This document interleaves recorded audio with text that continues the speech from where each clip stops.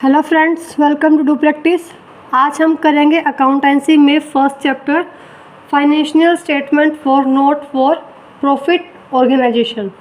हमने इससे पहले पांचों चैप्टर कंप्लीट कर लिए हैं पार्टनरशिप अकाउंट के। आज हम करेंगे कि नोट फॉर प्रॉफिट ऑर्गेनाइजेशन जो होती है, जो प्रॉफिट अर्न नहीं करती, वो कौन कौन से अकाउंट प्रिपेयर करती है। सबसे पहले हमें उसका मीनिंग पता होना चाहिए, तो हम देखते हैं meaning.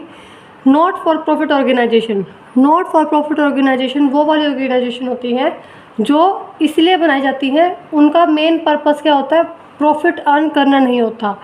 Certain organisation which are formed not to earn profit, जो प्रॉफिट अर्न करने के लिए नहीं बनाई जाती बट टू रेंडर सर्विसेज, जो सेवाएं देने के लिए, जो सर्विसेज देने के लिए बनाई जाती है, ना कि प्रॉफिट अर्न करने के लिए। To its members and to the public, service किसको देती है वो ऑर्गेनाइजेशन, या तो मेंबर्स को देगी या पब्लिक को। तो ओवरऑल क्या मीनिंग निकला इसका, नॉट फॉर प्रॉफिट ऑर्गेनाइजेशंस वो ऑर्गेनाइजेशंस होती हैं जिनका जो इसलिए बनाई जाती हैं क्योंकि उनका मेन पर्पस सर्विसेज देना होता है मेंबर्स को और पब्लिक को, ना कि प्रॉफिट अर्न करना होता है। ये ऑर्गेनाइजेशंस प्रॉफिट अर्न नहीं करती, ये जस्ट सर्विसेज प्रोवाइड करती हैं और उनको सर्विस प्रोवाइड करते हैं मिनिमम कॉस्ट पे, ताकि उनका जो ऑर्गेनाइजेशन है जहाँ वो काम कर रहे हैं, जो उनका खर्चा, जो एक्सपेंसेस है, वो पूरे हो सकें। उनसे उनको प्रॉफिट अर्न नहीं होता, जस्ट वो सर्विस प्रोवाइड करते हैं। फॉर एग्जांपल हॉस्पिटल्स हैं, लाइब्रेरीज़ हैं, स्कूल हैं, क्लब्स हैं। जैसे क्लब्स हैं वो स्पोर्ट्स फैसिलिटीज़ प्रोवाइड करती हैं पब्लिक को, हॉस्पिटल्स हैं वो मेडिकल जो सर्विसेज हैं वो सर्विसेज प्रोवाइड करती हैं, लाइब्रेरीज़ हैं वो बच्चों को पढ़ने की फैसिलिटी प्रोवाइड करती है। ये जो क्लब हैं, स्कूल हैं, ये ऑर्गेनाइजेशन सिर्फ और सिर्फ सर्विसेज प्रोवाइड करती हैं, सेवाएं देती हैं, ना कि इनका जो उद्देश्य है वो लाभ कमाना होता है। नॉट फॉर प्रॉफिट ऑर्गेनाइजेशंस वो ऑर्गेनाइजेशन होती हैं जो सर्विसेज देने के लिए बनाई जाती हैं। जैसे कि वो है स्कूल्स है, हमारे चैरिटेबल इंस्टीट्यूशंस है, या कुछ धार्मिक संस्थाएं भी होती हैं, रिलीजियस इंस्टीट्यूशंस, जो सेवाएं देने के लिए ही बनाई जाती हैं, जिनका उद्देश्य भी लाभ कमाना नहीं होता।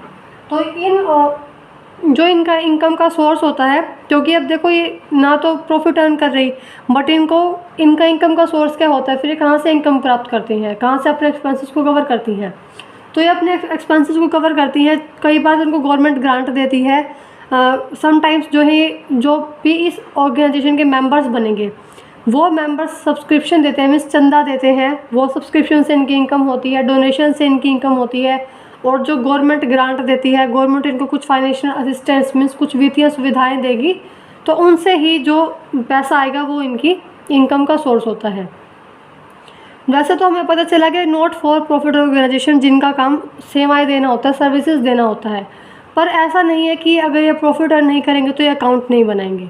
नॉट फॉर प्रॉफिट ऑर्गेनाइजेशंस भी, जो ये ऑर्गेनाइजेशन है, ये भी अपने अकाउंट्स प्रिपेयर करती हैं, ये भी अपने अकाउंट्स प्रिपेयर करते हैं, क्योंकि नॉट फॉर प्रॉफिट ऑर्गेनाइजेशन के लिए भी अकाउंट्स प्रिपेयर करना एक लीगल रिक्वायरमेंट है, एक मतलब रिक्वायरमेंट है, ज़रूरी है कि उनको भी ये जो है अकाउंट्स बनाने होंगे। साथ साथ इन ऑर्गेनाइजेशंस को भी चेक करना होता है कि हमें हमने कितनी हमारे पास सरप्लस आया, कितना हमें इनकम हुई, कितना एक्सपेंडिचर हुआ, कितने एक्सपेंसेस हुए, कितनी रिसिप्ट है, कितनी पेमेंट, मीन्स ये भी चेक करते हैं कि ओवरऑल हमारे ऑर्गेनाइजेशन का क्या हुआ, इनकम हुई है या एक्सपेंसेस ज़्यादा हो गए हमारे ऑर्गेनाइजेशन के, तो इनको भी चेक करना होता है। तो वो चेक करने के लिए ऑर्गेनाइजेशन कुछ ना कुछ अकाउंट प्रिपेयर करती हैं। तो जैसे हमारी प्रॉफिट ऑर्गेनाइजेशंस में जो बिज़नेस होते हैं उनमें हम बनाते हैं ट्रेडिंग अकाउंट, और हम बनाते हैं प्रॉफिट एंड लॉस अकाउंट, और हम लास्ट में बनाते हैं बैलेंस शीट। वैसे ही अब ये तो होते हैं हमारे जब बिज़नेस कर रहे हो, प्रॉपर प्रॉफिट अर्न कर रहा हो कोई और बिज़नेस, पर अभी हम कर रहे हैं नॉट फॉर प्रॉफिट ऑर्गेनाइजेशन। उस केस में ये तीनों ही अकाउंट प्रिपेयर नहीं होते। उस केस में जो ऑर्गेनाइजेशन है वो बनाएगी रिसिप्ट एंड पेमेंट अकाउंट, कि कितनी हमें रिसिप्ट हुई, कितना पेमेंट हुआ। वो बनाएगी इनकम एंड एक्सपेंडिचर अकाउंट।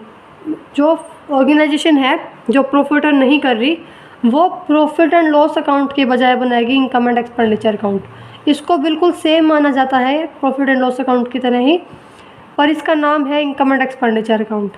यहाँ पे जो ऑर्गेनाइजेशन को इनकम होगी वो लिखी जाएगी डेबिट साइड, और जो एक्सपेंडिचर होंगे वो लिखे जाएंगे क्रेडिट साइड। तो इनकम एंड एक्सपेंडिचर अकाउंट बनाया जाता है, और लास्ट में ये जो ऑर्गेनाइजेशन है वो अपनी लास्ट में बैलेंस शीट बनाती है।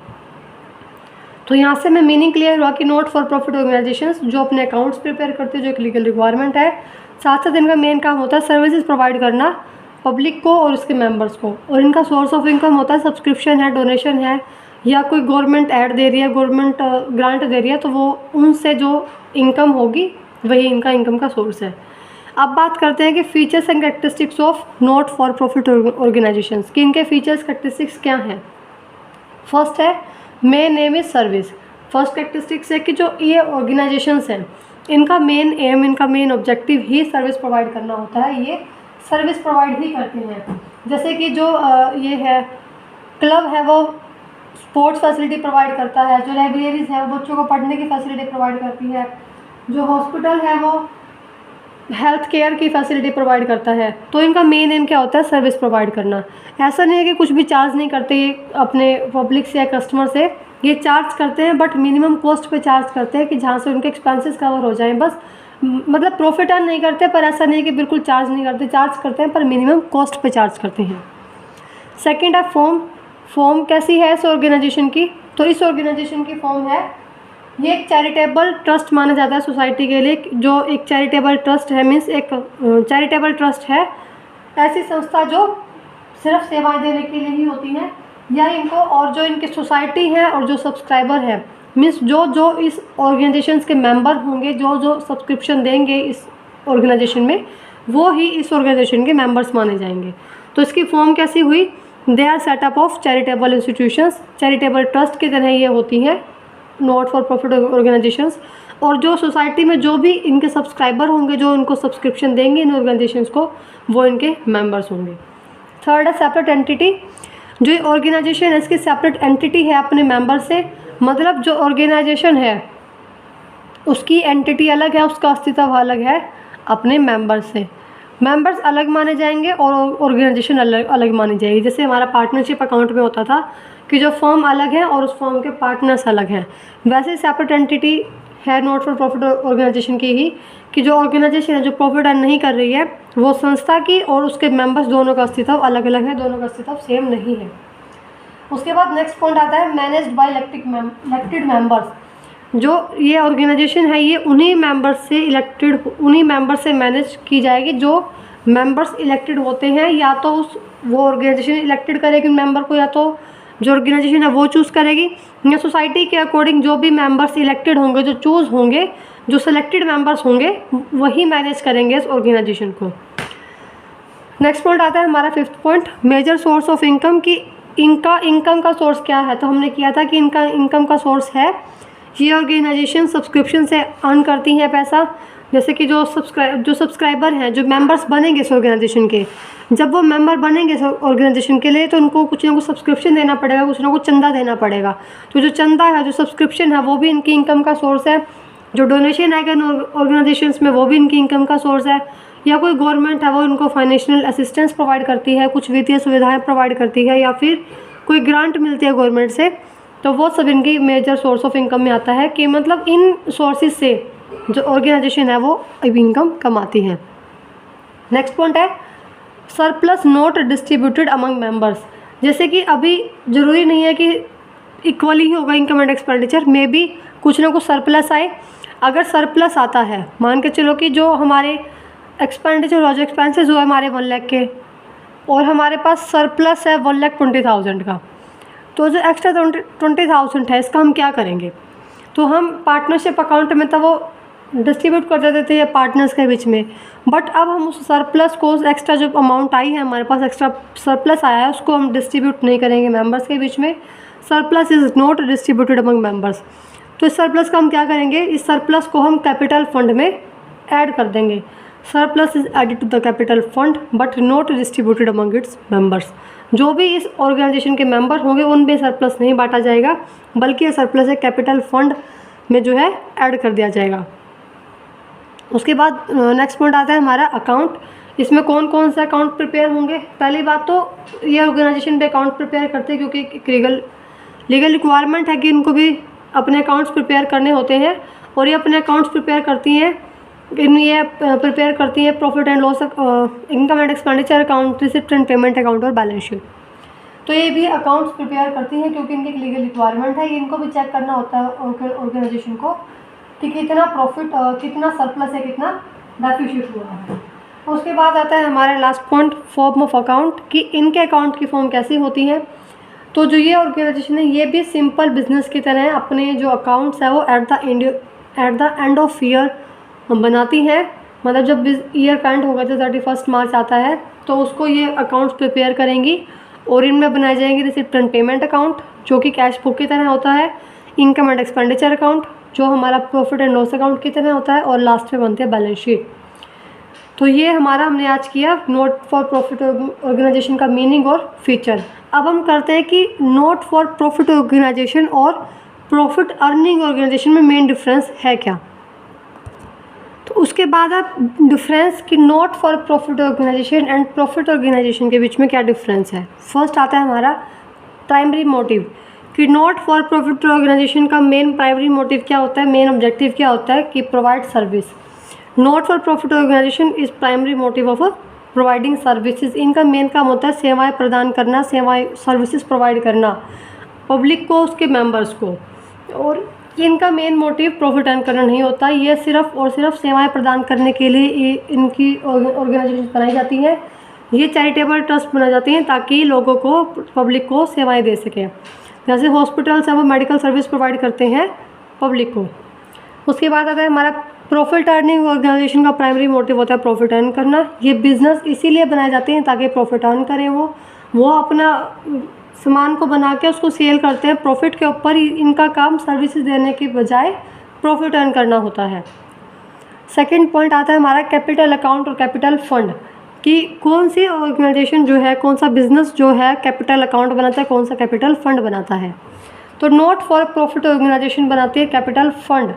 Note for profit organisation capital fund account बनाती है। Capital fund is maintained in the not for profit organisation, क्योंकि जो इनमें जो उसकी लाइफ मेंबरशिप होएगी, फीस होएगी, कोई लिगेसी होएगी मेंबर्स की, तो सब कुछ ही कैपिटल फंड में ही एडजस्ट किया जाता है। कोई कैपिटल अकाउंट नहीं बनाया जाता।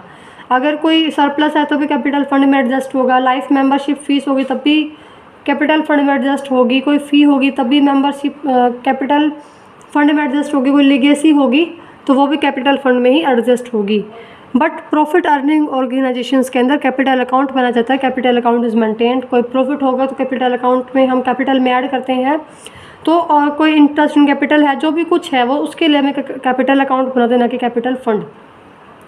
तो profit earning organisation capital account बनाती हैं, उसमें सारे प्रॉफिट, सारे सरप्लस सब उसी में जाता है। पर not for profit organisation capital fund बनाती हैं। थर्ड पॉइंट आता है हमारा फाइनेंशियल स्टेटमेंट्स, की कौन से ऑर्गेनाइजेशंस के क्या क्या स्टेटमेंट्स होते हैं। तो नोट फॉर प्रॉफिट ऑर्गेनाइजेशंस बनाती है रिसिप्ट एंड पेमेंट अकाउंट जो कैश बुक की तरह होता है। उसके बाद बनाती है वो इनकम एंड एक्सपेंडिचर अकाउंट, और उसके बाद बनाती है वो जो ऑर्गेनाइजेशन है जो प्रॉफिट अर्न नहीं करती वो बैलेंस शीट बनाती है। ये अपने अकाउंट्स बनाती हैं ताकि उनको पता चल सके कि कितना हमारा सरप्लस या डेफिसिट आया। बट प्रॉफिट अर्निंग ऑर्गेनाइजेशन सबसे पहले मैन्युफैक्चरिंग अकाउंट बनाएगी, उसके बाद ट्रेडिंग अकाउंट बनाएगी।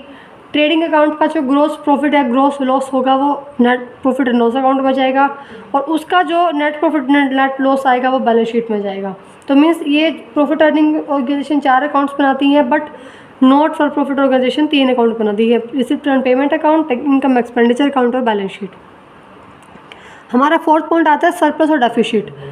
सरप्लस और डेफिसिट, या फिर हम कह सकते हैं कि नोट फॉर प्रॉफिट ऑर्गेनाइजेशन जब बनाती है इनकम एंड एक्सपेंडिचर अकाउंट, तो जैसे ही वो इनकम एंड एक्सपेंडिचर अकाउंट बनाती है उसका नेट रिजल्ट क्या आता है, उसका नेट रिजल्ट आता है हमारा सरप्लस और डेफिसिट। बट जो प्रॉफिट अर्निंग ऑर्गेनाइजेशन है वो बनाते हैं प्रॉफिट एंड लॉस अकाउंट। तो प्रॉफिट एंड लॉस अकाउंट का नेट रिजल्ट क्या आता है, नेट प्रॉफिट और नेट लॉस।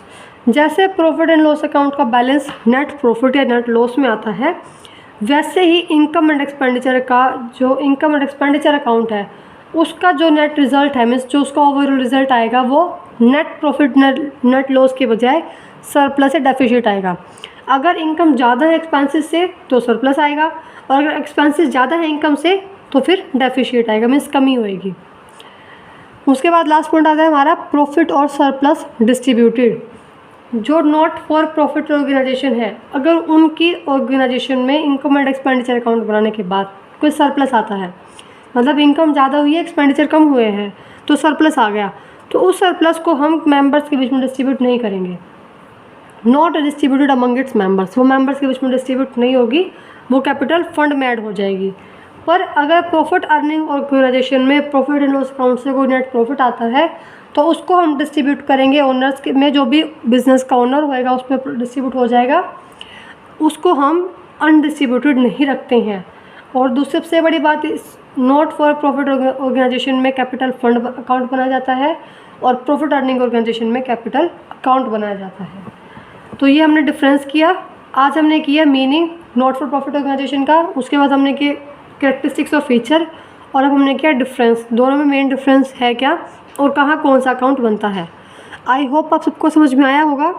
फिर भी कुछ डाउट अगर आपको इस वीडियो में, इस टॉपिक में, तो आप कमेंट में पूछ सकते हैं।